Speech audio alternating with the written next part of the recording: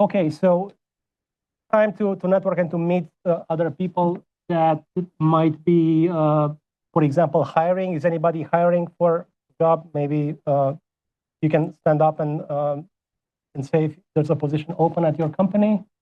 Or if somebody is looking for jobs, you can stand up and talk about that. Or people looking for project collaborations or looking for co-founders, if there's anybody. And if not, just networking, we can kind of find each other. And this is the link to Slack and to Discord if you found the code. And thank you for our sponsors, Veracode. And I think before I go to the talk slide, there's something else I wanted to show you really quick. There is an organization called AI Blueprint for MA, and you can find it at this URL, and they're great. They're basically a group of entrepreneurs who try to make AI easier in Massachusetts. And one of the great things that they have is they have this calendar of events, and that's the URL. And I use it all the time. So I wake up one day and I don't know where to go the next day, tomorrow. This calendar is very much up to date, so I highly recommend it. And back to the slideshow. Let me introduce the speaker. So first, Sam from Veracode, and then Cheris, and then myself. So I'll just hand it over to Sam. All right. Thanks for coming. I'm Sam Geyer. I'm a senior software architect here. I guess, why should you listen to anything I'm saying here? I don't know. Hopefully, well, okay, I spent many, many years in academic research, writing papers, and all that stuff. I ended up here at Veracode. Well, I worked with Veracode for many years. Now I'm here full time. I led the design and implementation of the core static analysis algorithms. I've done a lot of stuff in that space. I've been 3 years as senior architect for that product and 2 years as senior architect for our AI-powered AutoFix product. I don't know, maybe some cred. All right, so let me start out by, well, so first of all, my entire talk is bad news. Just to set the tone here. So, the state of security in software is, unsurprisingly not good. So here's this is data that we've collected from our systems over many, many years. So this is like the real situation. So a lot of applications go through an early phase where everyone's like, yay, we're doing it all right, and then over a period of years, it drifts, flaws increase, and even more troubling, the flaws don't get fixed. So, again, data we've collected. So the amount of security debt is really high. Security debt, we mean here flaws that we have told people about that they have not fixed in a certain amount of time, months, sometimes years, and 45% of that is like critical security debt. That's a problem. And people are fixing flaws, but often not fast enough. So only 2 out of 10 are fixing them at a rate that exceeds the number they're adding. And that's, I see that graph. All right. So, right, software security is hard. You know that. I know that. There's all this special knowledge. The knowledge changes over time. It's a huge pain. It's not a feature, right? I'm fixing a security flaw. I did nothing to improve the quality of my application from my user standpoint, right? So it's sort of not really fun work to do. All right, so hey, let's get AI to fix all our problems, right? Okay. All right, so this is sort of the maybe like blowing the punchline a little bit, right? We train on all the world's code, but what is that? All right, so now people are using these things a lot. I don't know, something like Google, 25% of all new code is being generated by their AI tools. So we've got lots of code being generated, lots of other interesting use cases. So understanding code is a pretty interesting use case. So that's sort of like Amazon Q is kind of leaning into that pretty hard. So we'll talk about remediation, translation, very effective at that. So lots of really interesting, good use cases. So, there's a reason people want to use this. It's really, really powerful. Right. And lots of everyday use, blah, blah, blah. Stuff. But cool graphics. Now, so what about security? So here there's a bunch of research now. In fact, there are something like 200 papers that have been written just in the last 2 or 3 years about the security implications of using large language models. And these cover a range of all the different ways that LLMs can play a role in security. I'll talk a little bit about some of the recent papers on specifically how it affects software security.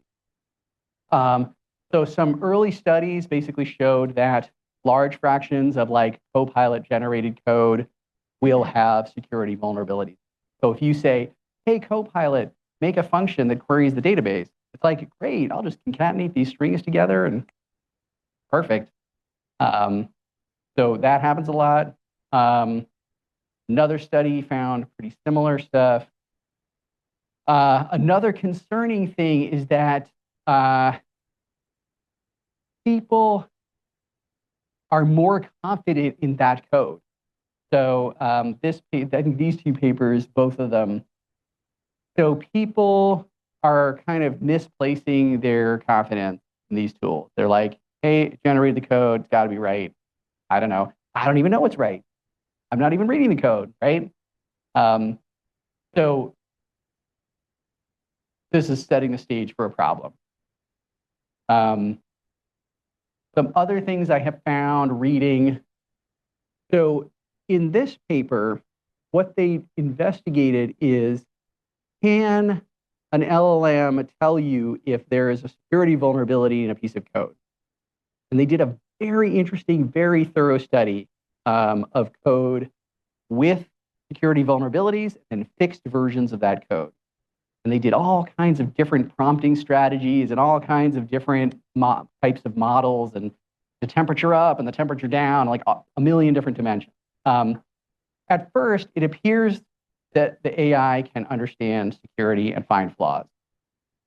But when you dig a little deeper, it is easily fooled or confused. For example, you take a function that has a SQL injection flaw in it and just change the name of that function to not vulnerable. Now it says, great, not vulnerable. You told me it wasn't vulnerable, I don't know. Or you change the name of a variable to trusted data. Boom, flaw gone. Because it just understands the word, right? It's not thinking about the code. It's not thinking at all. It's just words. And so there's real questions about the depth here of what is possible. Another sort of dismaying thing that they found was that sometimes more information is worse. So the more you delve into a deep explanation of why something is a flaw, the more confused it gets. And so they found that, in fact, giving it less information was sort of better, which again is kind of weird. Lots of other dimensions. There were not uniform prompting strategies that worked well across different LLMs. Different LLMs were better or worse at different tasks under different circumstances. Another really concerning thing they found was that even when you set the temperature to 0, you get non-deterministic results. Again, it's that shouldn't happen. Why is that happening? So really interesting results there. Another big problem with this approach, AIs cannot, at least the way we are conceiving them here as LLMs, they can't learn new things on the fly. So if you say, if it's like, hey, this API is now deprecated, don't use it. Now, so how do I convey that information, right? I could rerun all the training with the new information. Okay, that's going to cost me millions and millions of dollars, and I don't know, burn down the entire Amazon, in energy or something like that. So that's not really fine-tuning. Also, not maybe super practical for every change that happens. We could add this information to the prompt, but again, like that's, how much of this stuff do I have to add? So there's some real deficiencies here because security is a field that changes a lot. So if you have a model that was trained 2 years ago, there's just going to be stuff it doesn't know. And that'll be a problem. All right. Here's another super interesting trend. So this was data collected by a group at Meta that wanted to look at the security properties of generated code. So what they did is they gave a bunch of different versions of LLMs coding tasks. And here, the score is basically how well did it get it functionally correct. Asked it to write some code, it wrote the code correctly. So you can see there's sort of a nice and these basically, if you look, they're getting bigger and bigger, right? So really, the takeaway here is bigger the model, better it is at doing the coding task. Awesome, I like that, right? Then they looked at the security properties of those. And here's what they found. The bigger the model is, the worse it is at getting the security right. Like, now what do I do, right? I don't know. Anyone, why would that happen? Bigger model is doing worse on security. Yeah.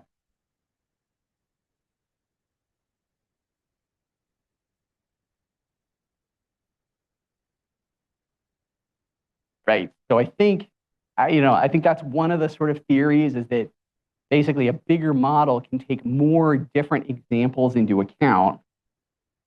And with more choices, you might be more likely to choose a bad one. But I don't know. Again, there's sort of this problem of at some level, we just don't really know why these things work. We know how they work, but we don't know why they're so good at doing what they do. What that means is we will not understand why they fail because we don't understand how they work.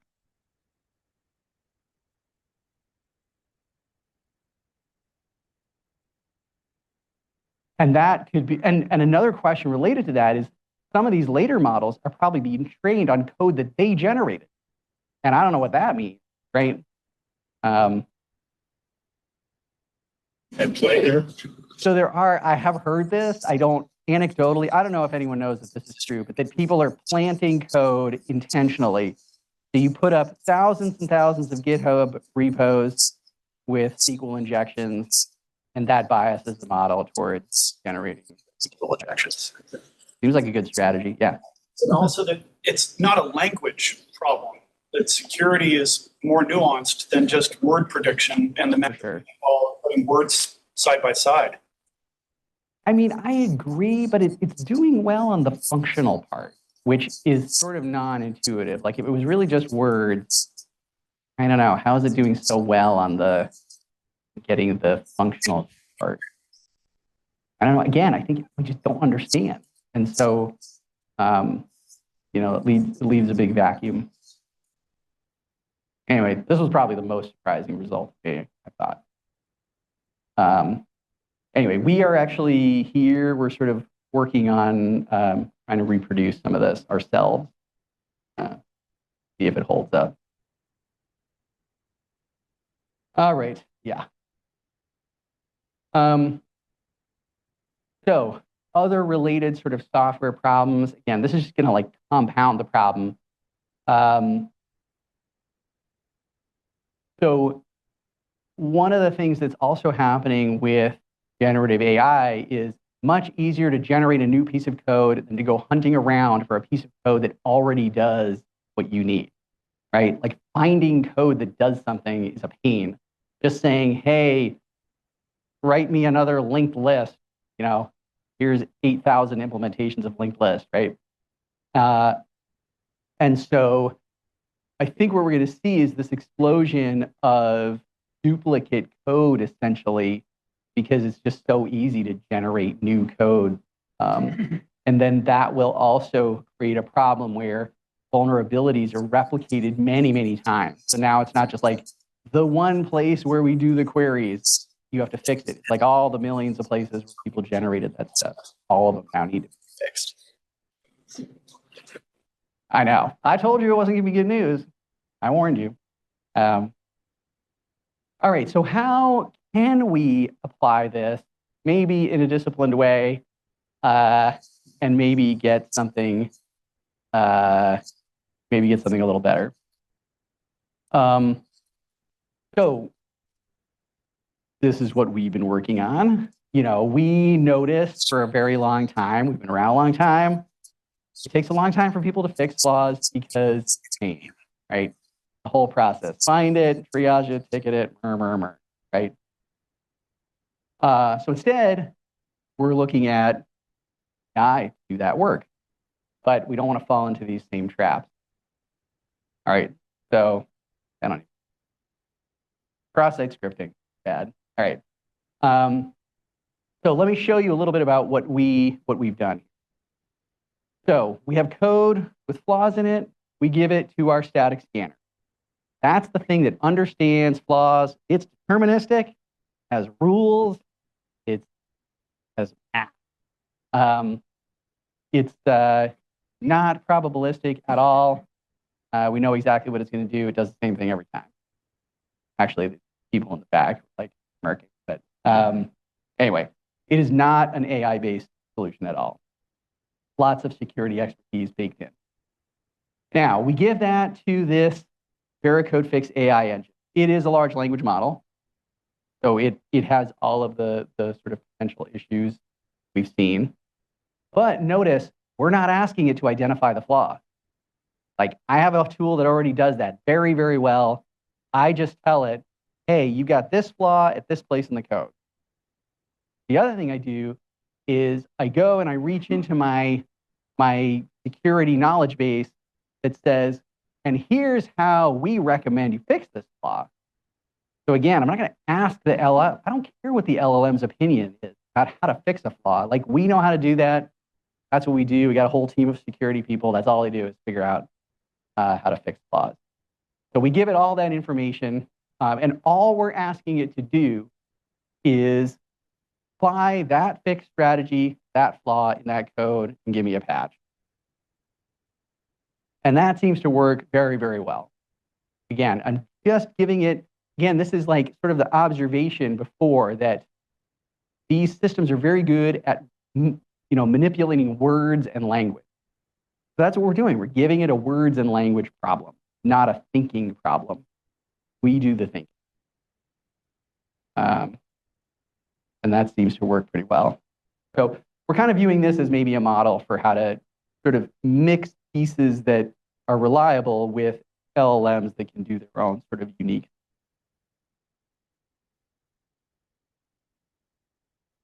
Human generated? Yeah, so that's sort of the code that we get. So that's sort of our core business is just those two boxes on the left side. Give us your code, we'll tell you all the places you get it wrong. It's so fun. So, yeah. Run the purported fix back through the static scanner? Oh, yeah. Oh, definitely. For sure. Can you repeat the question just for the listener? Yeah. Sorry, yeah. So, there's a cycle here that it gets rescanned, for sure. Yeah. And that's, part of our sort of QA process and all that. Yeah. What are you looking for in the static scan analysis? So that's really a set of kind of compiler-like tools that crawl over the code. And mainly what they're doing is looking at how information flows through the code and looking for things like, I took input from some untrusted source and now it ended up in my SQL query. And that's not good. So a lot of it is sort of approximations of what the code could do at runtime, but we do that all statically. Yeah, question? No? Okay. I check things like memory leaks and such like that too, or? Yeah, I mean, memory leaks is not sort of, so memory leaks is an important problem. It's not like squarely in our wheelhouse. So there's lots of things that could be wrong with code that don't necessarily have security implications. I mean, a memory leak, I guess, would be a denial of service thing, but I would say our sort of wheelhouse is really like information security, classic sort of, MITRE, CWE stuff. Gotcha. Thanks. OWASP, top 10 sort of thing. All right. Yeah, so that's, again, this is sort of, we're kind of hoping this is like a model for how to do this and not get it. Right, so recommendations, looking at everything that's involved here, using GenAI in software and looking at it from a security lens. So I think the questions you should be asking yourself is, where does the training data come from? Is it trustworthy? Is it vetted?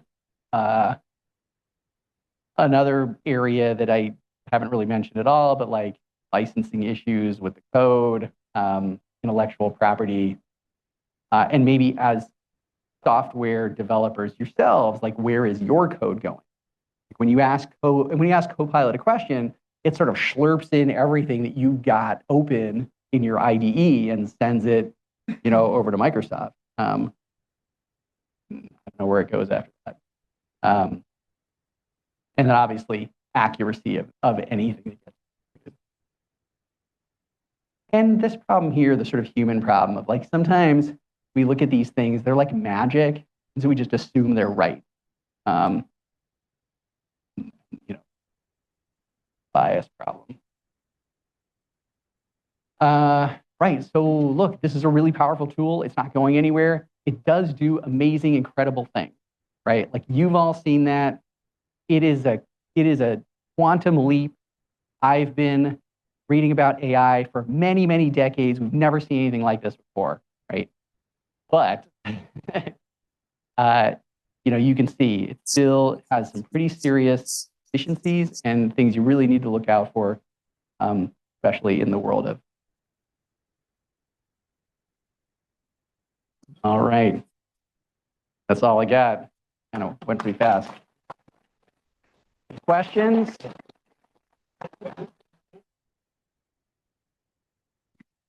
Thanks. What was the comparison of security issues in human-generated code versus the AI code? You said the AI-generated code had a higher percentage of security flaws. Yeah, that's a really good question. So I would say, let me be careful here.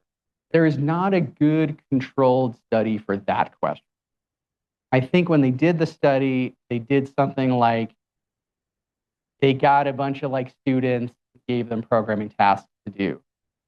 I'm a little bit like weary of studies where it's like, your baseline is college students that just learned how to program like last year. I think they found that there were more flaws, but I would say the jury's out on that difference. Would we expect there to be a pretty close number on that, close percentage between those two, based on the training of the AI itself? That's what I would suspect. Again, it's sort of like, it's going to give you the average answer. If the average answer is SQL injection, then, out in the world, then that's what you're going to get. So yeah, that would be my intuition. But I don't think there hasn't been a good study comparing human performance. Yeah, I mean, is the real question is, can we blame AI if it gives us the same error rate that we trained it? I guess. I don't know. Yes. Yeah. If you could point at the other guy, that's always good, right? Yeah, thanks. Questions? Yeah. Over behind you. Yeah. Hi. I come a little bit late, but I catch a portion of it. The question that I have is actually regarding using your tool. After using your tool, how much better, like it can improve in terms of the code Excel? And is there a quantitative way to kind of tell like the person who using it kind of feel confident about like how much improvement it actually can achieve? In other words, if I take code that has a flaw, Right, and I run the tool to fix it, right. and then I get back a result. I mean, we have sort of benchmarks we try to achieve. They're pretty high. I mean, our goal is to fix all of the flaws. Again, we're giving the LLM a lot of information. Like, here's the problem, here's the code on this line, here's what to do about it. So our goal is 100%. It's not always achievable, but pretty close. Can you actually elaborate a little bit more in terms of how do you quantify I mean, we have a test suite that we run. We have a regression suite where we sort of have the expected answers. We can also run code back through the static analyzer again and find out, like, did it get fixed?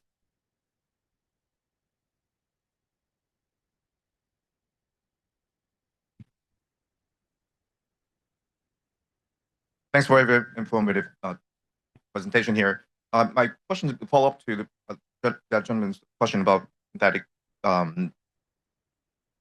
fixes. Actually, it's about synthetic data. The security vulnerability is such a broad spectrum that I'm sure some of the data you use to train is synthetically generated. Is there any, first of all, is there any such synthetic data used in training? And secondly, is there any empirical evidence of the results using the data? Yeah. Okay, I totally understand your question. So one detail that I didn't really, I mean, there was like 4 boxes on the screen. It's more complicated than 4 boxes. We do no training, 0. And the reason again is we don't want the LLM to be responsible for the security knowledge. We only need it to be capable of manipulating the code and making the change we're asking. And most of the existing pre-trained LLMs can already do that. So if you ask an existing LLM, replace this function call with this other function call, like, they can all do that. They know how to do that already. Yeah. So we do no special training. Yeah.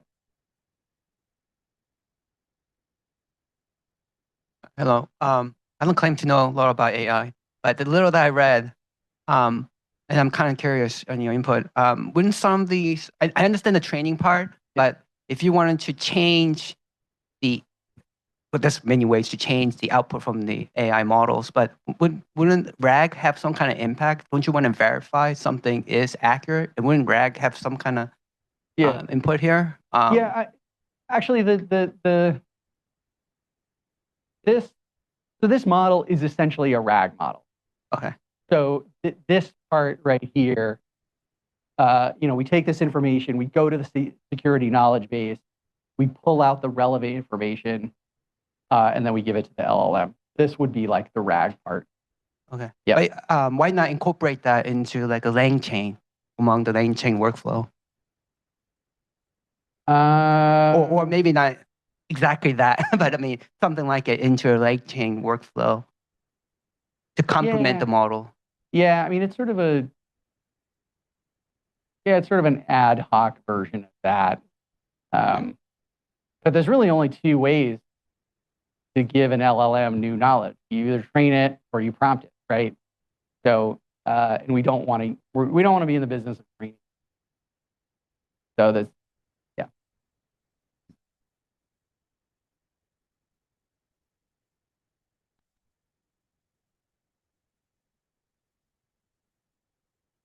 Question? Okay. So I think now everybody's talking about agentic systems, sort of being able to have specialized system. I know this is some light version of. Do you foresee in the future, for example, to have specialized ways of identifying different security vulnerabilities, codes, iterating, identifying this version? Not. Yeah, I think I understand the question. So there, the AI is almost playing a higher level role, sort of managing the process. Yep. I think there's a lot of potential for that, for sure. And I have seen some work. So for example, GitHub is working on a higher level version of Copilot that helps you plan out like larger scale projects like refactor. It's not writing code, but it's basically saying, well, if you want to do this, here's how you should structure the project. And sort of, I don't know, sort of project man. I could maybe see a role for AI there where it sort of calls into these systems and says like, now do this and now do that. Is that sort of what you're getting at? Yep. Yeah. Questions? All right. Well, and I guess we'll hang out afterwards. So if you think of more things, definitely come by and chat. Thank you, Sam. This was terrific. And next presentation is Charis Loveland from Amazon talking about EQ for AI. All right. Thanks so much, Sam, for that inspiring presentation. Really good stuff. So hi, everyone. I'm Charis. I have worked at Amazon for 5 years, and I'm really excited to talk to you about the human side of AI. So I've had a decades-long career in technology, worked for Microsoft, SAP, EMC, Rue La La, among others. And over this 20-year career in technology, I've been based in New England. So I lived in Boston for 18 years. And Amazon hired me back in 2019 to found and create the competitive intelligence strategy for artificial intelligence and machine learning.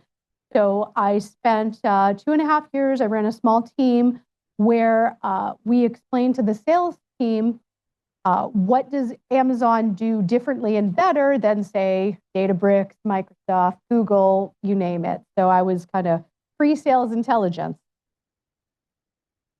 My onboarding in Seattle, I attended a presentation called Emotional Intelligence for Success. And it was, I had seen all of these beautiful stars in the sky, and the speaker, Rich Waugh, painted this beautiful constellation and just brought all of this knowledge together with a term called emotional intelligence, which was founded in the 1990s by Dr. Daniel Goleman. And as I was in my AI role doing my job, I created a certification program to certify a number of speakers and spread this message of Amazon. And then Rich and I created a program to spread this message to our customers. Fast forward to 2024, and we are delivering EQ for AI to Amazon customers worldwide. I got to go to Peru and Colombia back in June to present this message. I've been to Brazil, Dubai, Istanbul, London, sharing about the power of emotional intelligence. And the reason I made this pivot in my own career from artificial intelligence to emotional intelligence was because I tell people, despite this pedigree, I am adequate at best technically. I am a really good communicator, though. And so what I have found is that by kind of connecting the dots between the technical folks and then the more business folks, I have a good. And so what I like to explain to people is I see these tech projects like this three-legged stool. And if you think about it, we've got people, processes that they create, in the technology. There's at Microsoft, SAP, EMC, Amazon. I have yet to see a technology project fail because of the technology. Technology is a binary. It works. It's on or it's off. However, the people and the processes they create, they often cause this three-legged stool to tip right over, right? So that is the point of our talk today. And what we're going to learn about is becoming more epic leaders to thrive in this AI-powered future. So what is EPIC? It stands for empathy, purpose, inspiration, connection. And it really is the sum total of these human skills that are just so critical to us in our day-to-day lives that we don't often take a moment to focus on. So that's what I'm doing today, is to do just that, to be able to share these emotional intelligence skills and how is it that you can use them to propel your career, your life, and succeed in AI. And so the impact of our program here, we have been running full-time, full speed after doing it as volunteers as part of our affinity group for about 3 years now. We've trained over 300,000 Amazonians, and now we're up to 60,000 customers, and have brought these learnings around the globe. We've integrated our trainings in Amazon, and we even have cutting-edge workshops that leverage AI. So we have EQ tools similar to Copilot. Get some advice on your own and improve with our partner Kindred AI. So I've had the pleasure to speak at reInvent. In case any of you are going in December, I will see you there. And it's just been clear to people, as I put it very well here on the slide, what is important right now in terms of the durable skills that we need to succeed in this AI-powered future. Yeah, I'd be happy to. And so the first is adaptability. Second, curiosity. Then comes creativity. Then comfort with ambiguity. And finally, digital literacy. So those first 4 qualifications all relate to your emotional intelligence, right? Digital literacy is only number 5. But what's actually needed in terms of success in our AI-powered future really does relate to our curiosity, our invention. Well, let's just take Sam's talk, right? So you would think that, okay, well, we'll just have the LLMs write the code and we'll call it a day. But I love that ingenious application. It's translate words into numbers, back into words, and this is what they think the human wants to hear, but I use think in air quotes because it's not thinking. It's making a prediction based on that data, right? No thinking is happening. So we, as humans, need to identify and really flex into our human skills so that we can work alongside the AI for better effect. So what we're going to talk about today is a little bit about this weird world that we're living in, the evolution of our leadership, and then how to optimize both yourself and your organization for innovation. So starting with the state of the world, anyone have a sense that we're maybe operating in a bit of a weird world right now? I mean, especially now with the lead up to the US elections, right? Every day, if you turn on the news, you're like, is this really what's happening right now? It's kind of unstable, right? And so weird is something unusual. And so we're experiencing it not just a couple of times a day, how about 20 times a day? We're experiencing this rapid change, right? Even the existence of truth and fact is called into question in this modern age. It is quite striking. And so what does this world mean for us when it comes to being, folks in technology? A lot of leaders are really scared. Any guesses what leaders might be thinking right now? Anyone out here maybe thinking that? So Amazon, we really think leaders are very subjected to a lot of FUD, right? FUD stands for fear, uncertainty, and doubt. It's anyone here feel a little FUD around AI? Little nervousness? Yeah. Okay. There's a lot of FUD happening right now. Also, another thing that leaders are thinking, FOMO, right? FOMO is the fear of missing out, right? So we're here at Veracode. It's like, well, geez, Veracode must have it all figured out, right? They've got this ingenious strategy. Exactly. And so you're thinking if you're at, Microsoft or name your company, but we got to catch up. And what are we going to do? Anyone having a little FOMO in the AI race? Like, wow, look at that use case, right? Yeah, quite a few of us. And I would like to offer that also with this AI revolution, we might get a little photo. It's a fantastic opportunity to overachieve. Does anyone think they might be suffering from some photo, right? An opportunity to overachieve? A few of us, right? Well, how about this one? And these were AI generated, by the way, these acronyms. We used an LLM to come up with the acronyms. Does anyone see this option? Fearlessness opens limitless possibilities. Does anyone think we might have the chance to achieve more than ever before with the advent of GenAI? Yeah, it's an opportunity, right? So get excited. So when we think about it, this pace of change is huge, right? So just some numbers. It took 61 months for email to grow to 100 million user base, right? Even something as popular as TikTok, it took 9 months to 100 million users. Any guesses of how long ChatGPT took to get to 100 million users? Yeah, 2 months, just under 2 months. It's wild. It's so fast. GenAI is already passing the bar exam at the 90th percentile. It's also acing advanced placement exams at the college level. Even the certified sommelier exam, ChatGPT aces the whole thing. Well, the written part, it's still having a little trouble with the taste part. But this is a revolution, and it is kind of human nature to feel like, am I going to get left behind? How is this going to impact me? What's going to happen? And when you look at these McKinsey predictions, this is a bit of an eye chart, but the point of it is that the time that the LLM takes to meet median human performance, to match that, is getting dramatically pulled in. So let me give you a couple of examples.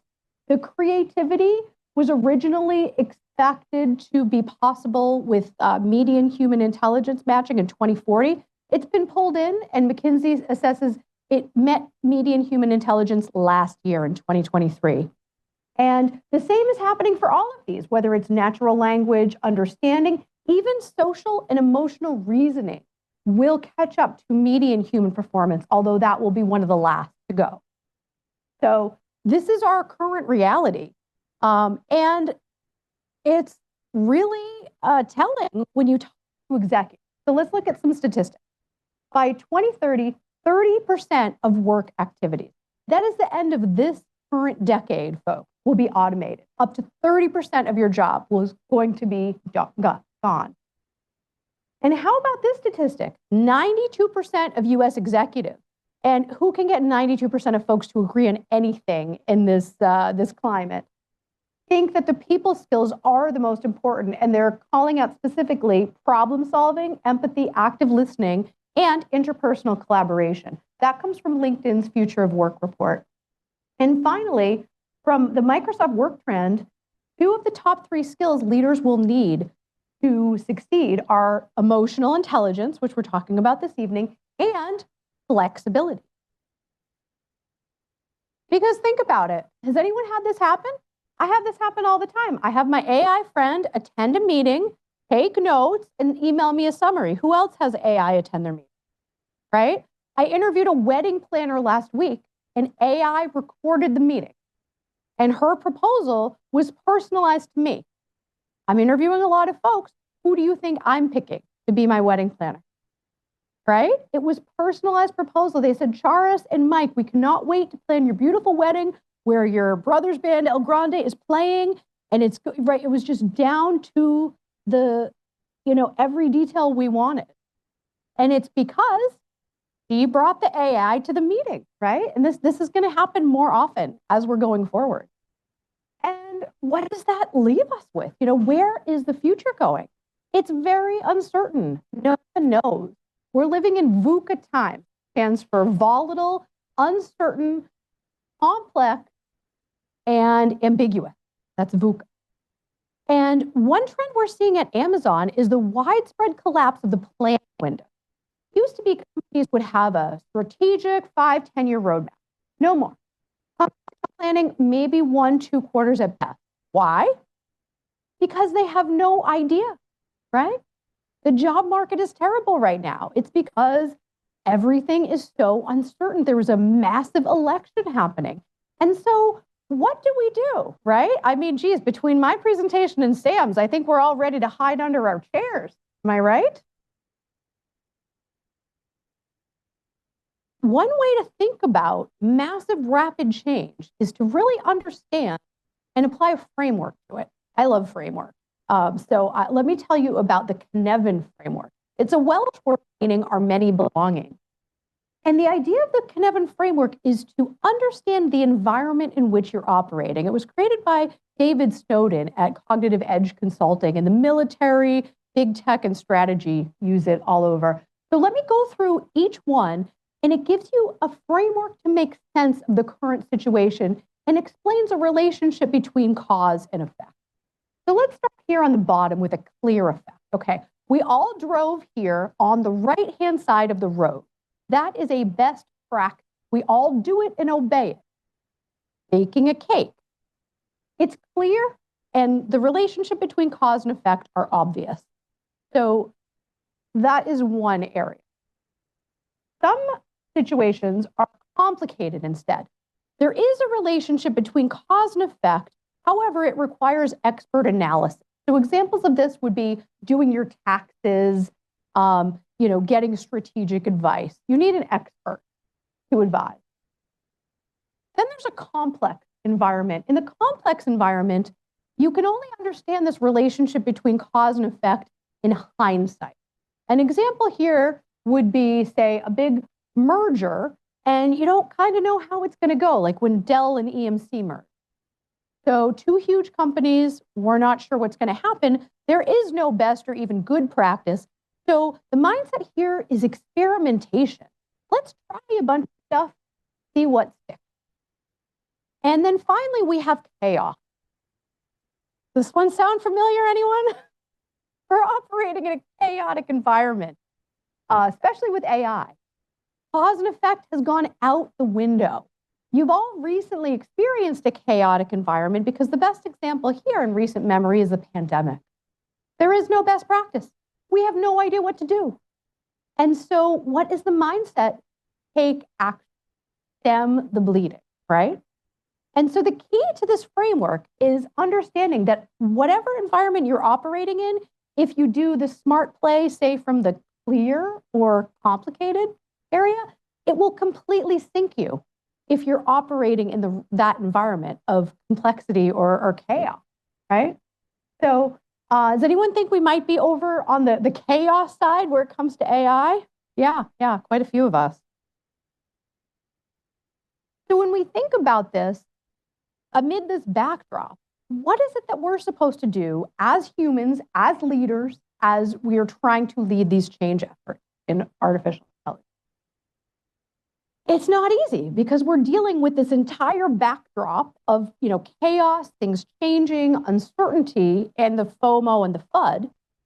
And so how is it you get unstuck out of the FOMO and the FUD and the fear, instead to say, great, I want to embrace all of these limitless opportunities and possibilities to overachieve, right? That's what we want to do, is actually leverage the AI for good.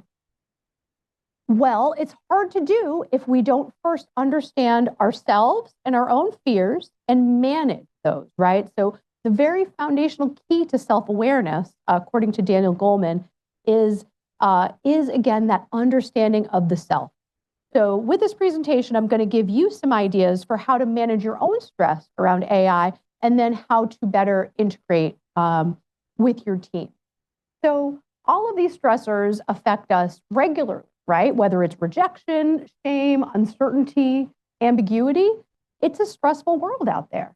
And so we might end up looking like this little monkey from time to time, being like, wow, I'm not okay today, right?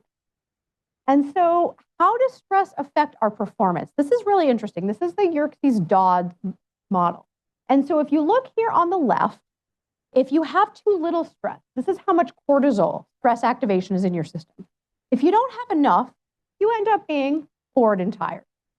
However, that's usually not the problem for us, right, working in tech. We're usually at the other side.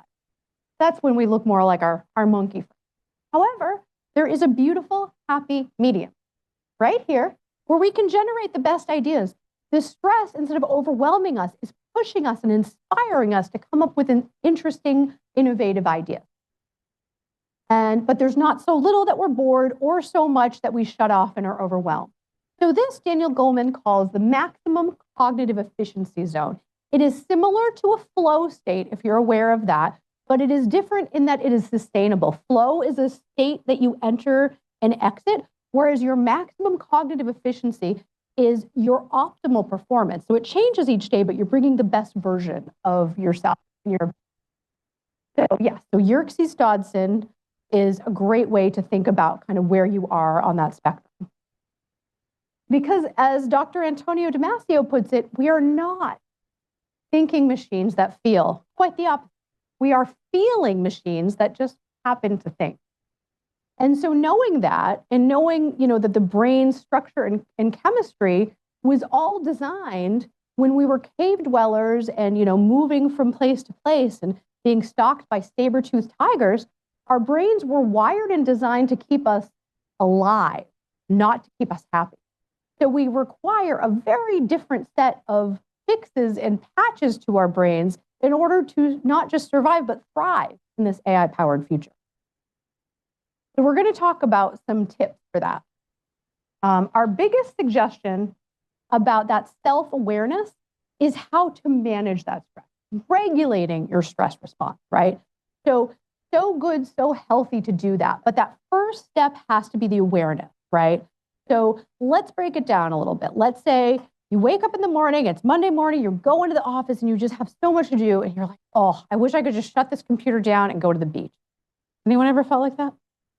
A little too much to do? Yeah, right. Happens every day at Amazon. So I'm intimately familiar. So if instead of feeling this overwhelm, you say to yourself, Charis, you are experiencing overwhelm. What I have just done is identified that emotion and that feeling, and I've used the third person to separate myself from it. Based on that, I could say, okay, now I'm feeling overwhelmed. So what is the next step? If I'm feeling overwhelmed, do I want to stay with this or do I want to shift? I would like to feel less overwhelmed. So let's say the action I take because of I identify my emotion is to make a list of all the things I have to do and schedule the slots that I have that week that are available. That's what I do. And then I check back to the self-awareness. Did that help?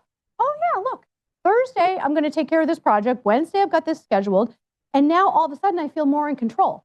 So now what is my calendar telling me to do right now? Not staring down 20 emails all at once. You cannot multitask because time is going to pass and then you're going to do two tasks poorly instead of focusing on So things like prioritization can help with that.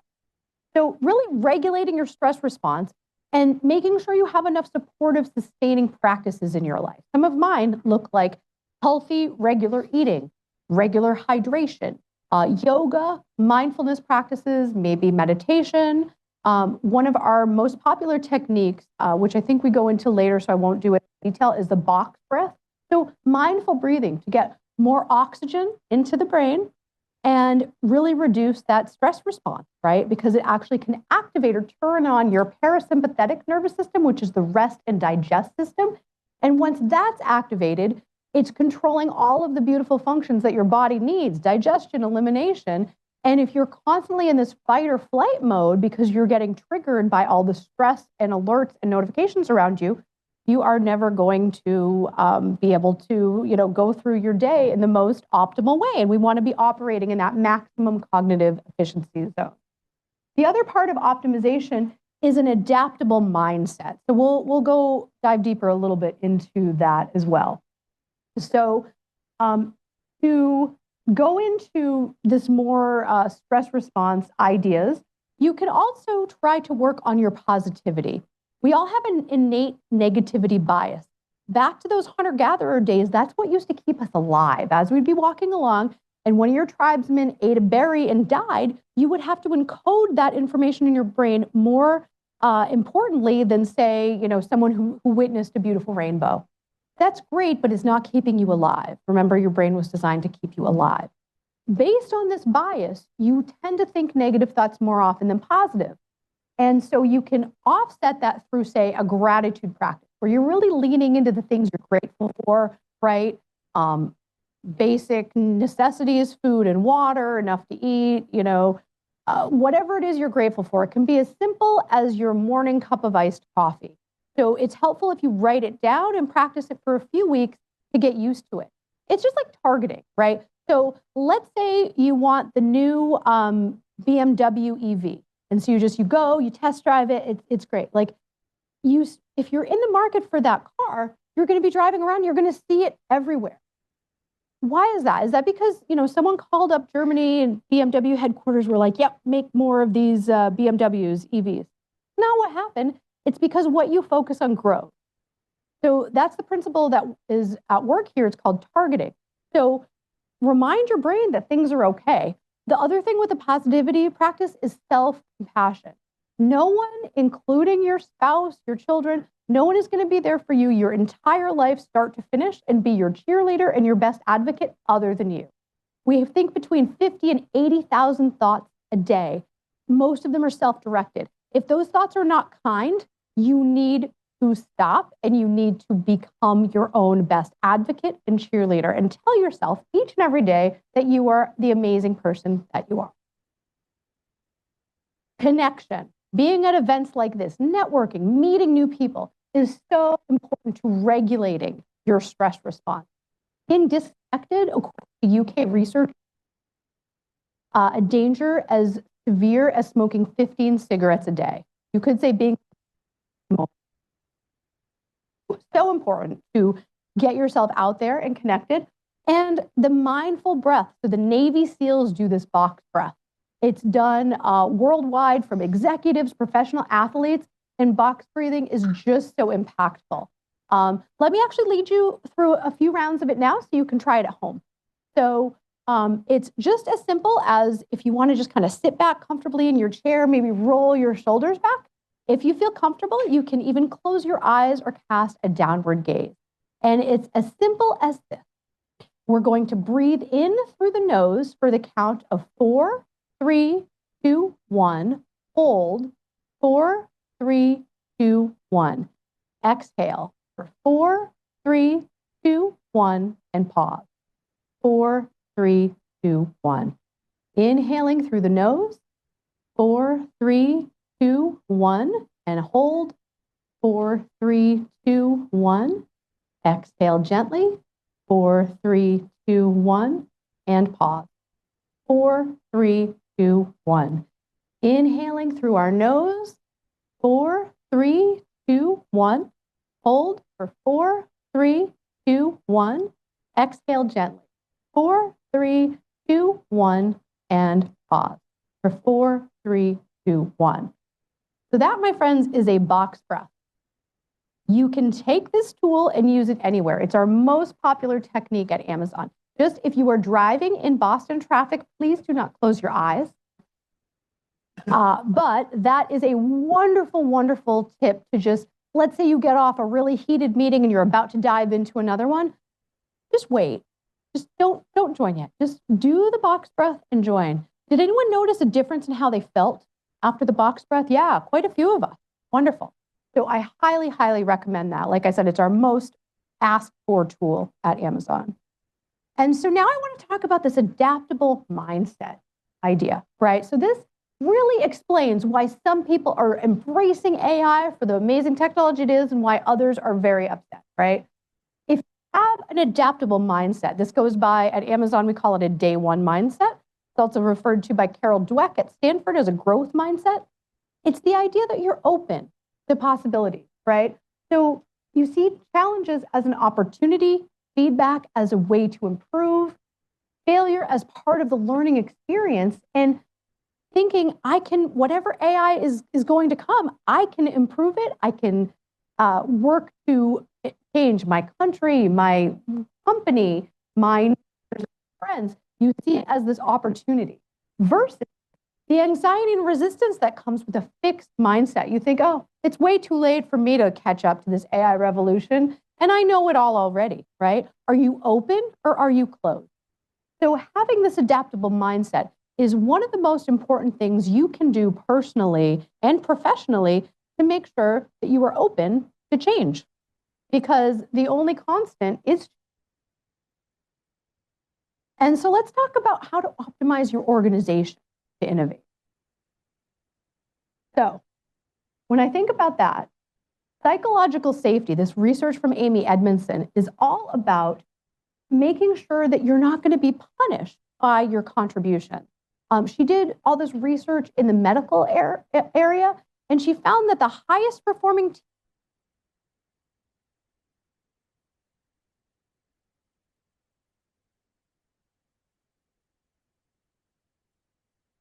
research. And what she realized, it's because the high-performing teams trusted each other to report those errors. So it's really important that your team understands psychological safety and you understand how to create an environment that fosters that. This is Timothy Clark's layers of psychological safety. And it starts with being included and then your need to learn and grow. But where you have the most innovation at companies is in these top two. Are you making a difference and even challenging the status quo? And when it comes to your teams, one analogy we use at Amazon is called a one-way versus a two-way door. So a one-way door would be irreversible decision, say breaking ground on a new data center, whereas a two-way door decision, you can go back. So the best practice from Amazon here is if you have a one-way door, like let's take the data center, instead turn it into a two-way door decision, maybe do market research on the demand for region, write that report. That's a two-way door. If there's not enough demand, you don't have to build it. So try to find ways to turn decisions into a two-way door decision. And you want to maximize the disagreement on your teams, because there's, just like with the Yerkes Dodson, we have a spectrum here. Some companies are way too nice. This is ruinous empathy where no one can speak up and challenge the status quo. However, other companies have a harsh culture and infighting, and it's all about the person. So there is a beautiful happy medium here in the middle where you have a challenge culture of candor, where you can disagree and commit. And this is where the best innovation thrives. And let me go back in case anyone wanted a photo of this. So this relates to Amazon's leadership principle: have backbone, disagree, and commit. So important that people feel free to speak their minds, but the first step is that Edmondson's psychological safety. You absolutely have to be there. And so what does that look like in terms of the task versus relationship conflict? In generative disagreement, where it is practical, you're questioning the idea as opposed to the person. Whereas when you have a harsh culture and people infighting and you have turf wars, dumb ideas, it's about the ideas, not the person, right? So make sure that when you have a disagreement, you're really looking at challenging that idea as opposed to challenging the person. Super important to have generative disagreement. And again, have backbone, disagree, and commit is how we say it at Amazon. And I love this quote from Adam Grant: the absence of conflict is not harmony, it's apathy. If you're in a group where people never disagree, the only way that that could really happen is if people don't care enough to speak their mind. So you're going to get some of the best ideas by having folks who disagree. And you need to make sure there's enough space on your team to do that. So with that, I want to turn it over to my friend Andrei and just share my top tip, right? So positive relationships are so important to your health, your well-being, to your relationships personally and professionally. At Amazon, we call this earn trust, our leadership principle, as well as the ability to lead with empathy. The second is model curiosity. Frame it as this learning problem, not an execution problem. So be very curious and model that curiosity. Don't act as if you have all the answers. Find out what the team thinks. And have that day one mentality that, each day is an open mind. And that generative disagreement is so important. So have that backbone, disagree, and commit. And when we think about embracing uncertainty, I want to leave you with this Jim Collins quote. Uncertainty is chronic, instability is permanent, disruption is common. We can neither predict nor govern events. There will be no new normal, only a continuous series of not normal episodes, defying prediction and unforeseen by most of us until they happen. He is a best-selling author and has seen a lot, right? And this AI revolution is bringing so much change. If you want a QR code, I have an ebook for you to read. You can check us out. I just published a thought leadership piece, which I think is where that innovation website goes to. And then we also have an ebook. And I also welcome you to connect with me on LinkedIn if you like. And yeah, let me leave that QR code up there for a bit. And with that, I'd be happy. I know I only have 2 minutes before I turn it over to Andrei, but if folks have any questions, I would be happy to answer them.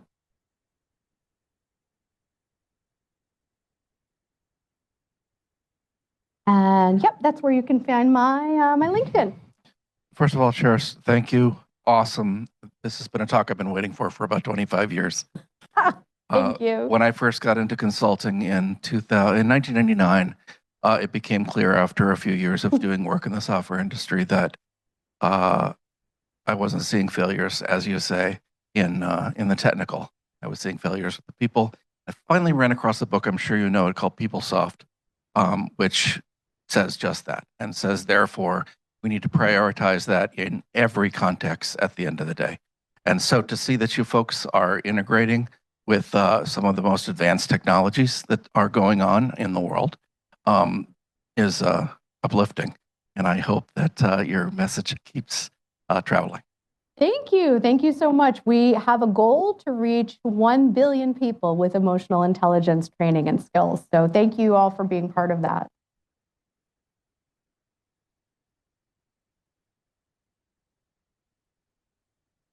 So for this kind of training that you do, usually it's a session like this is last for about an hour. Yes. And usually, how do you measure the outcome of like your training on a longer term basis and see how much people really like absorb and try to use it in their practice?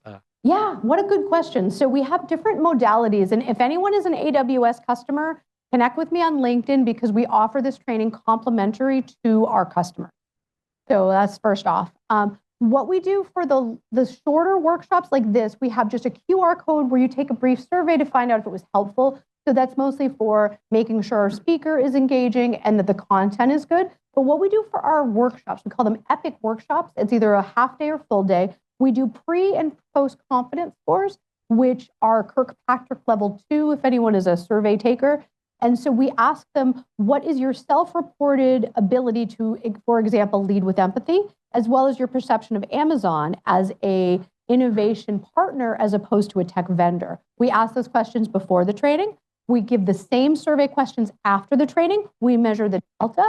And what we report is about 20% improvement in self-reported EQ skills after our workshop to people's ability to lead with empathy. What I will say is this is a journey, not a destination. So even improving your skills a little bit will pay dividends. So with so much advice I offered you, my suggestion, do not be overwhelmed. And I don't want you to go in that overwhelmed state. Pick one skill and work on it for about a month, and then maybe return to the slides or the idea, and then pick a second skill. And PeopleSoft is a great reference. So thank you for bringing that reference. And great question. And all these books I'm a big fan of. How does charisma factor into emotional intelligence? Great question. I suggest you read The Charisma Myth. Yeah, I know Olivia, yeah. You know Olivia? That's why I asked the question. Oh, yeah. yes. Yeah. Well, with a name like Charis, you can imagine I've given that some thought. Okay. So I do think charisma is absolutely part of it. That being said, I feel that even for introverts, there is so much that one can do to become a more inspiring person. And my best advice there is from Jim Collins. Rather than be interesting, be interested. People love to talk about themselves. There's nothing more fascinating. So if the only thing you remember from tonight is don't focus on yourself, ask people what they're into and what they're going through, that will make you more charismatic. He's an anomaly from the weird page. Good question, though. I can't explain. He's, I think Talib, the Black Swan author, might call him a black swan. Yeah.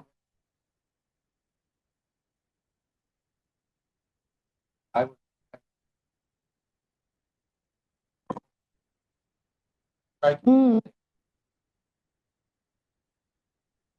Yeah.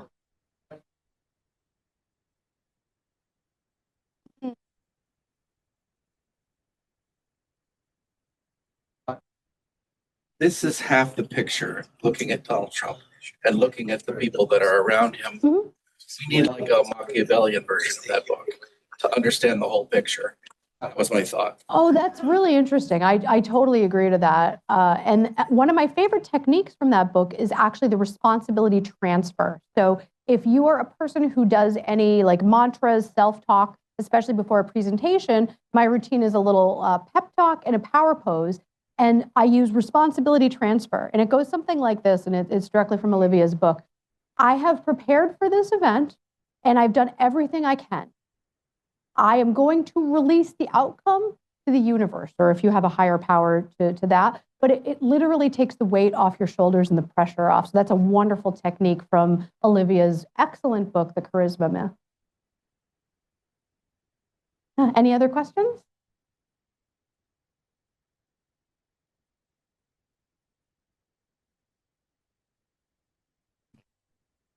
I've been hearing a lot about vulnerability in leadership lately, and how does that factor into your training and framework? Yeah, great question. So my vulnerability guru is Brené Brown. So highly recommend, courage, dare to lead. This is my short version of the presentation, but my longer version has a quote from Brené. And she talks about how we need the courage to be vulnerable with our teams. For instance, to stop being a know-it-all and to be a learn-it-all. So you might say to the team something very vulnerable, like share, I actually really messed this one up and I'm sorry, or I really need you all because I don't have all the answers. I think a lot of times executives, they just think that, we live in some, magic tower, and they don't have the vulnerability with their teams to be like, I don't have all the answers either, people. So even showing, your fear, your uncertainty, being transparent with those emotions is a great way to be more vulnerable in business. But yeah, highly recommend Brené. She also does some great work on stimulus versus response. She actually has a tattoo on her arm that reminds her that her internal power lies between the stimulus that comes in and the response that she gives. That's how you learn how to respond as opposed to react. And I think that is such a powerful thing, to take that pause in between whatever happens and what you say, to make sure you're being intentional with your words and your actions. So another thought to consider. And did you have a question too? You are working at the intersection of two important fields, emotion, human emotion. Mm-hmm. I'll go to say human emotion, right? And AI. But what I've been seeing here is that you're tackling the impact on humans. Yes. Do you know where this is going? I'm sure you already know. So what is your take and what is your direction, and who do you look to, and what type of directions are you looking to as far as how emotion is going to become integrated into AI? That's a broad question. And since we don't have a ton of time, I will summarize by I am serving on Harvard's Council for AI for Human Flourishing, and we are creating an assessment tool based on the 7 areas of human AI interaction, things like fair use, productivity and efficiency, and creating a metric vehicle so that you could apply that by taking a quick survey to the AI tool that you're using, so that you could get recommendations that are targeted toward that specific AI. I mean, it's such a broad topic, and entire careers, I think, have been built on it, but I'm, using my kind of personal volunteer time to make sure that these standards are enacted and used widely. Because I think that the uniquely human skills that we all have are so critical, but it's also true at the same time that humans with AI are going to replace humans without AI. So I kind of see our roles as understanding and differentiating what does uniquely make us human. I'm giving an interview in 2 weeks about being human on purpose with Alex Bailey, who runs the consultancy Bailey in French, and has done some deep research into this area. So I think after I have that interview, it's probably going to be a little more formed in my head. I think for now, understanding what lanes make sense for humans to be in versus the AI is important. Also to understand, bias and that these models cannot explain themselves is a big part of it. I think it's a strongly evolving field right now.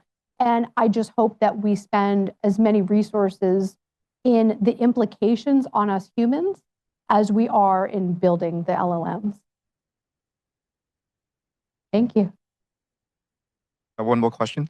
So I'm an AWS customer, so definitely reaching out to you for training. That's awesome benefit, by the way.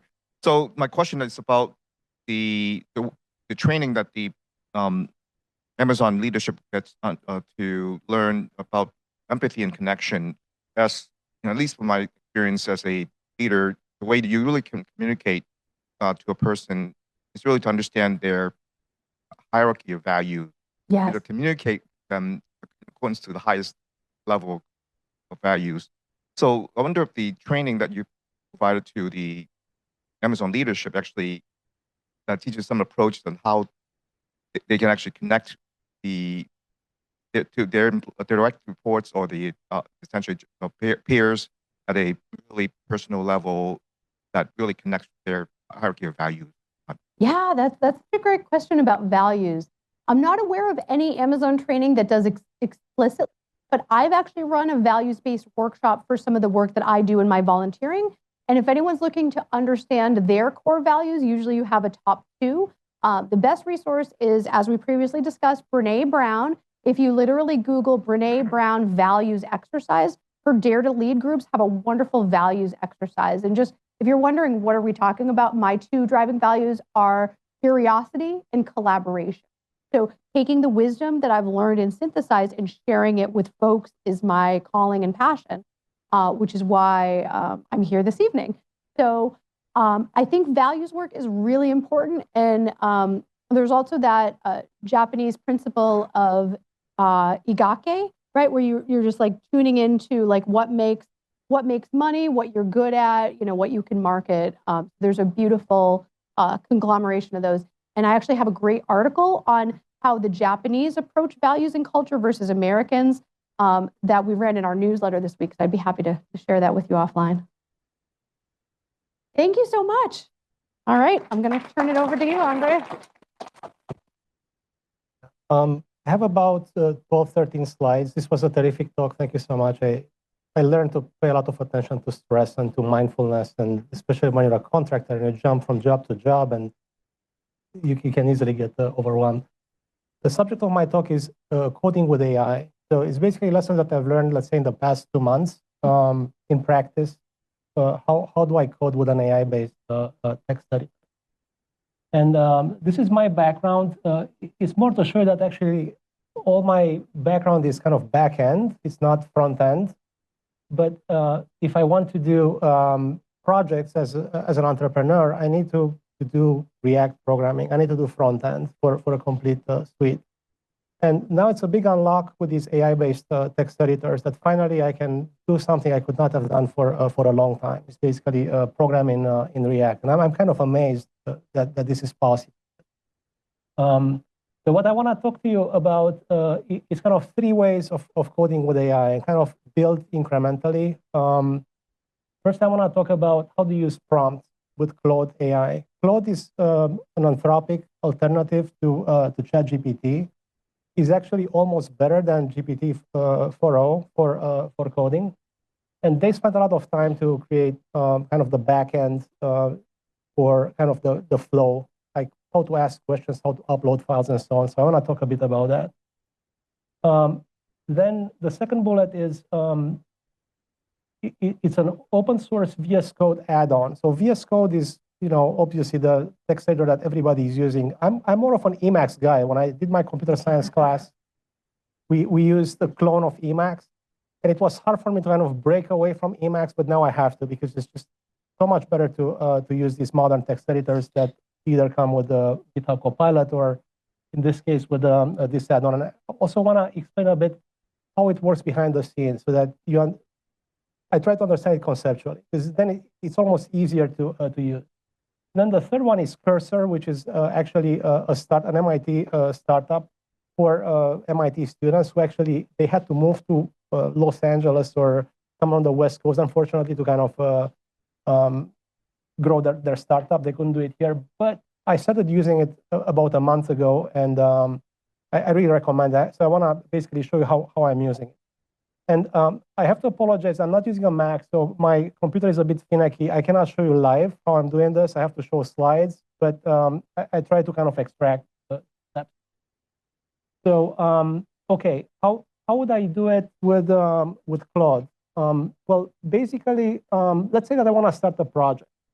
And I'm going to create a long prompt, and I'm going to say, hey, Claude, create me a Next.js application with fast API on the back end. The name of the application is Smart Document Router. So I give it a name. Add the menu to the left that allows me to upload, list, and view PDF files. The database backend should be MongoDB. So I have to tell it kind of what's the backend database. Could be Postgres, could be MongoDB. All functions, all UI functions should have a corresponding fast API backend API accessible through user token. So what's the logic here? So the application could be fully a React application without Python. But given that I want to build a data science project, I want to have some Python on the back end. All my pipelines, when the project becomes more evolved, are going to be Python-based.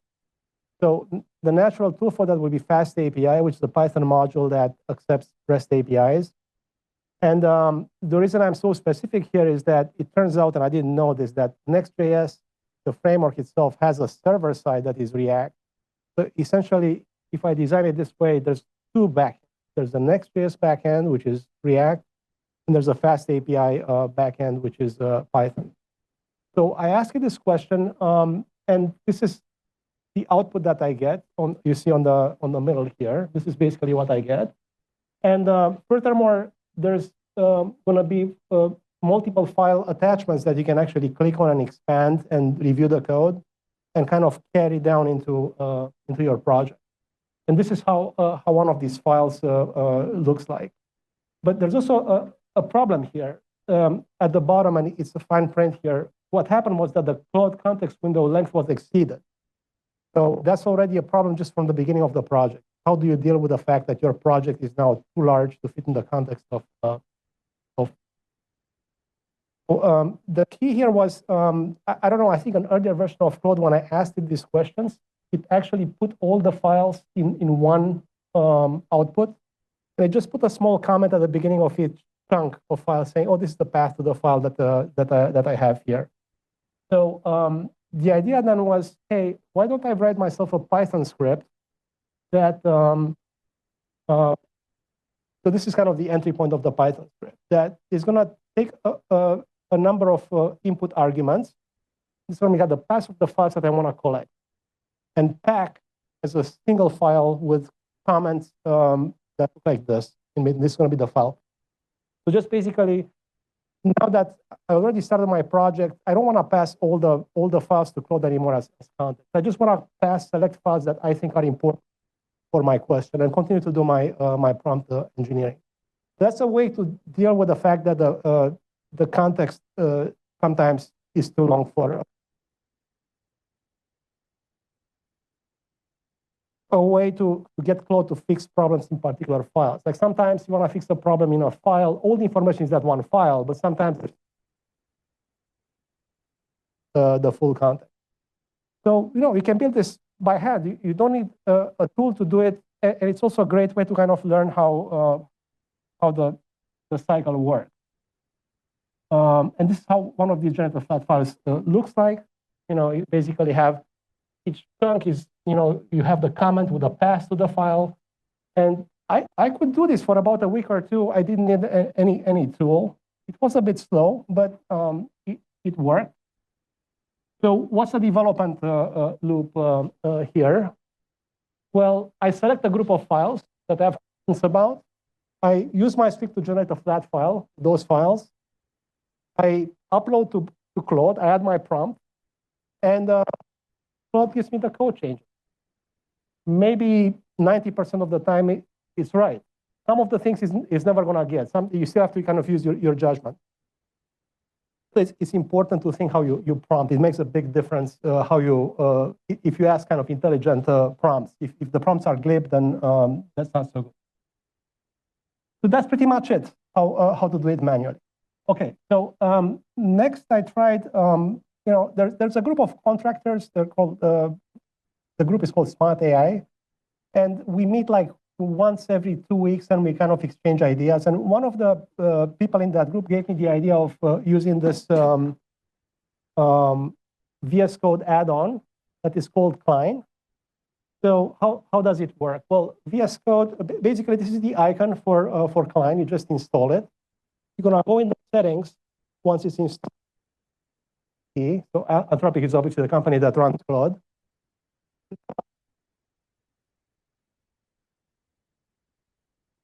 Something like $20 a month plus the usage charges you have. And you load your sandbox into the text editor. And that's pretty much it. And then you come to this pane. This is the AI pane where you just add your prompts. So what did I ask it here? I said,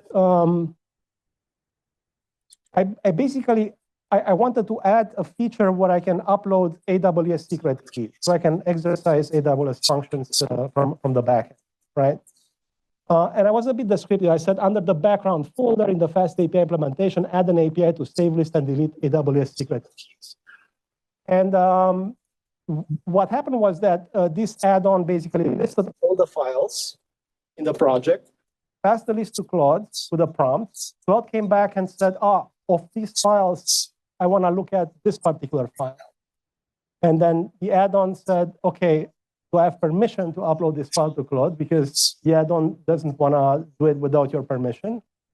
And then Claude came back and said, oh, but this is the wrong file, basically. And now I want to read this file, and so on. And the cycle continues. And once it has a suggestion for a change in one of the files, basically, this add-on will use Claude to compute a diff that shows up in this pane, and then you can accept or reject the diff. And you keep going through the files. So I thought this was pretty great. And again, I've done this for a couple of weeks, and I was very happy. Also, I should say, there was a system prompt here. So I'll talk about the system prompt when we talk about Claude, because that's important. So everything here is done by Claude. That's the only model. Everything is prompt engineering, basically. And the loop, the implementation loop is, okay, Klein will list the files in the project. We'll ask Claude which files need to be changed. Claude comes back and makes a suggestion. The add-on will ask the user for permissions, attach that single file to Claude, and then Claude will create the diff that it wants to apply, and then you decide if you want to apply it or not. And then it keeps going. So at least I understand what's happening behind the scenes with it. Also, this is an open source add-on. So if you're really ambitious, you can actually see how it's done behind the scenes, which is actually pretty cool, I think. Also, it turns out these add-ons that also use React. So that's a good project to learn React. All right. So then I want to say about a month ago, another friend of mine who's also an engineer said, no, you should try Claude because it's a lot better. So, and I did. And the nice thing with Claude is that they give you 2 weeks for free. And you don't have to enter a key. It's only if you subscribe to Claude after 2 weeks, then you pay like $20 a month or something. And at first I was like, another $20 a month, they really want to do this. But it was so good that I was like, oh my God. Plus, it's a startup, so it's helping these kids build their company. So what these kids did, they decided that you can't really do it as an add-on to VS Code. You really have to take ownership of VS Code. And VS Code is open source, so they basically clone the whole VS Code. And they had to because that's how you can get tab completion to work. You cannot do it as an add-on. You really have to make changes in VS Code itself. And well, the color is white here. Obviously, you can pick the background color, black or white, either way. But it looks like VS Code. So you got the list of files on the left side. You've got the source code. And then you've got this AI pane, which in this case is going to be on the right side, just like the add-on on the left side. And okay, let's talk about how we configure this. So an important thing is to go to configure in the settings the system prompt. So what system prompt do I have for my project? Well, and I think I stole this from somewhere on, somebody came up with this kind of system prompt. You're a senior React and Python programmer with extensive experience in task automation, API calls, blah, blah, blah, blah, blah. Use the latest Next.js framework with app router enabled. Okay, so what's that about? So it turns out that Next.js keeps changing from version to version. The changes are kind of drastic. And these language models, I think Sam explained that they're not good at picking the right version of things. They have to be explicit and tell it what version I need. And then it's going to be much better.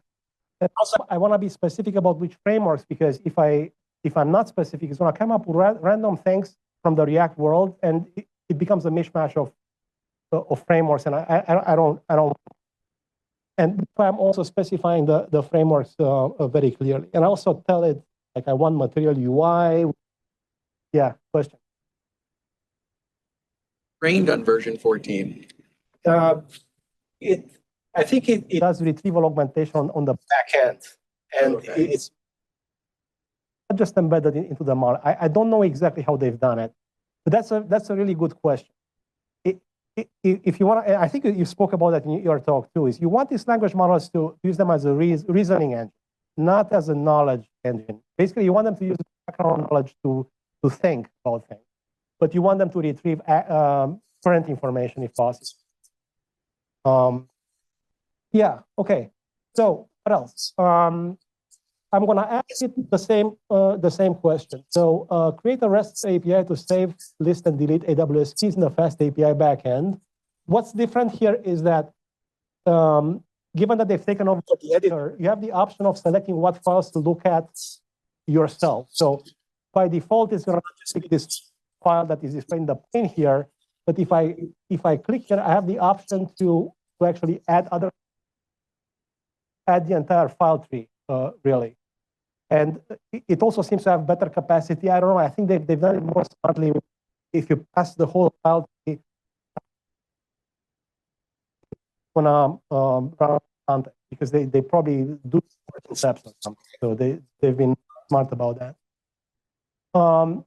Then it's going to come up with suggestions for multiple files. Here's a suggestion for a single file. So this is cursor. The text proposes the change in here. And I can accept or reject the change.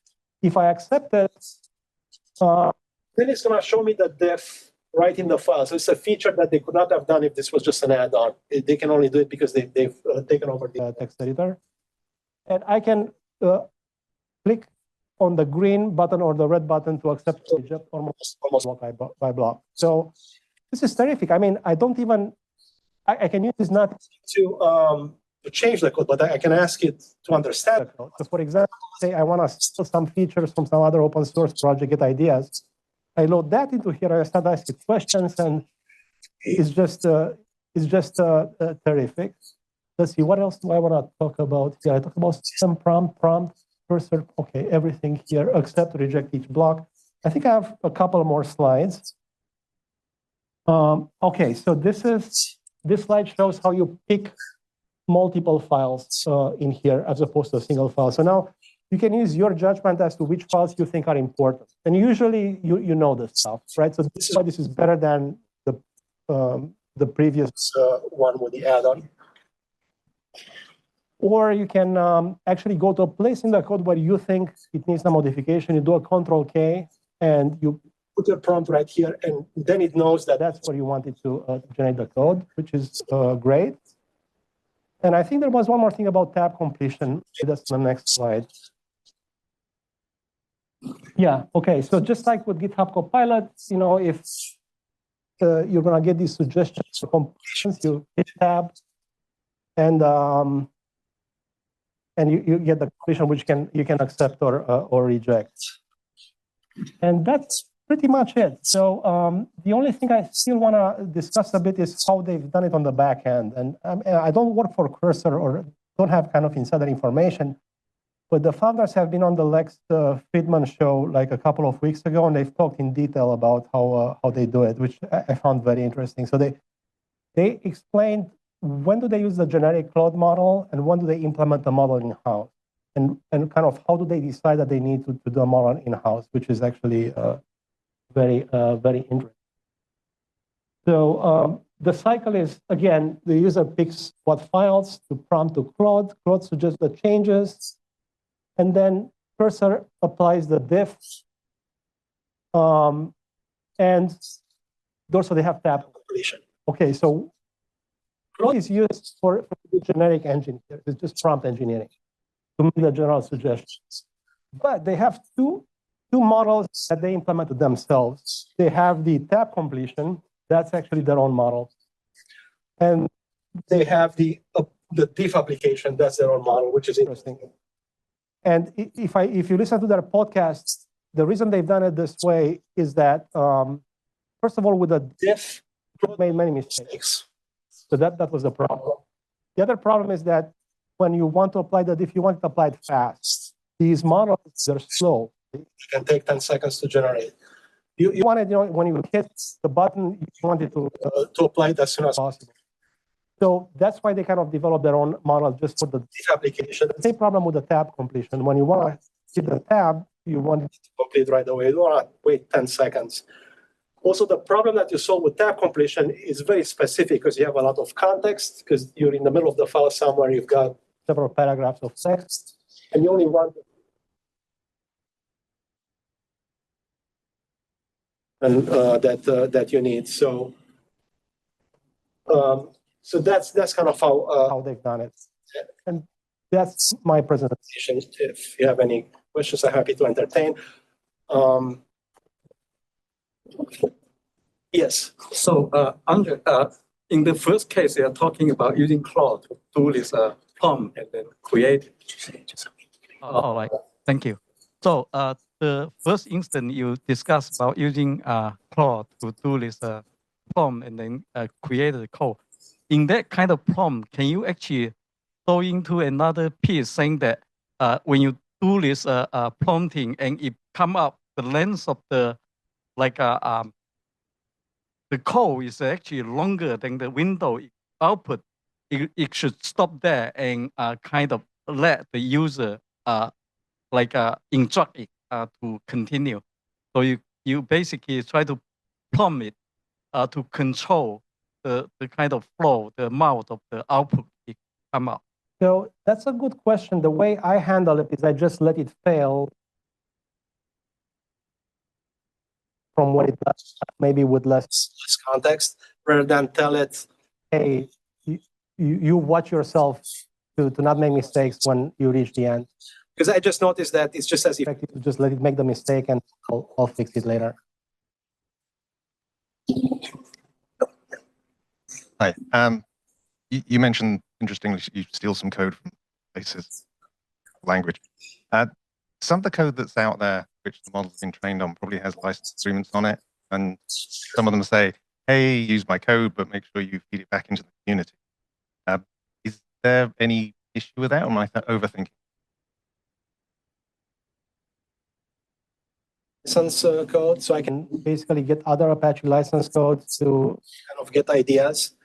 The issue of copyright is really tricky.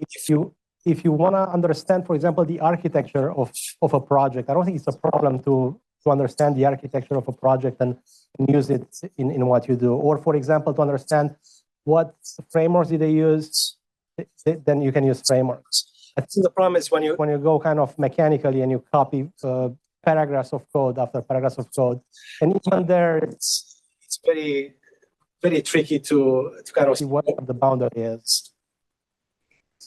My Python skills are good. I'm going to be reliant on AI. I think we're very fortunate that there is a huge mass of open source code, and none of this AI revolution would be possible if this open source code would not be there. So I know companies have this model where they kind of keep their intellectual rights over code and so on. But maybe everybody would be better off if things were a bit more open. The challenge is anyway in integration, not so much in writing 3 lines of code. Maybe certainly not with AI anymore. So it's going to be interesting to see how this paradigm is going to shift in terms of copyright and practice. Okay, thanks.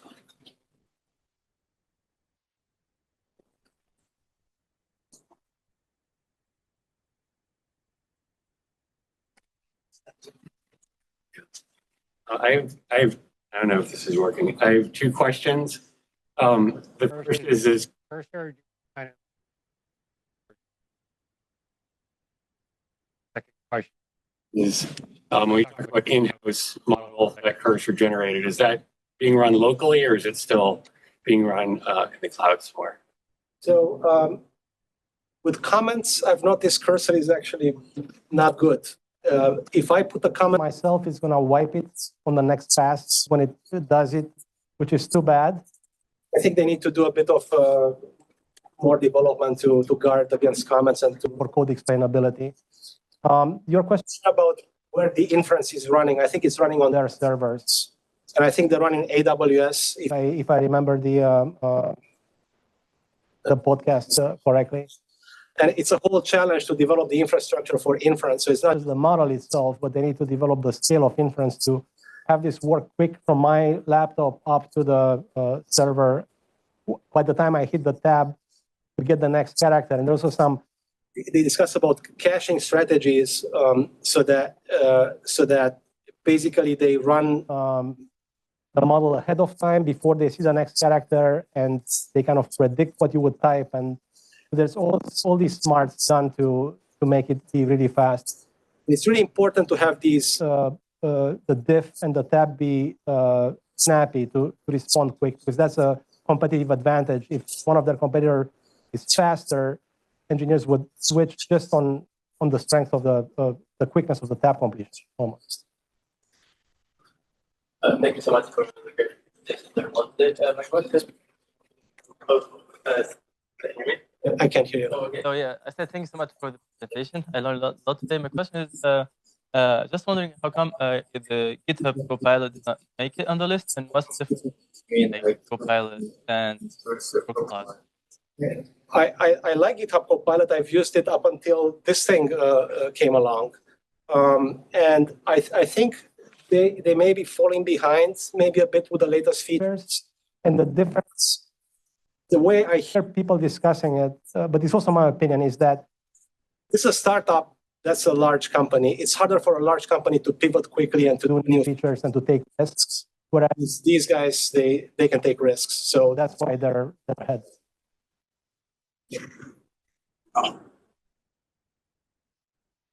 Cursor is tied to the hip with Claude. You can't select the model.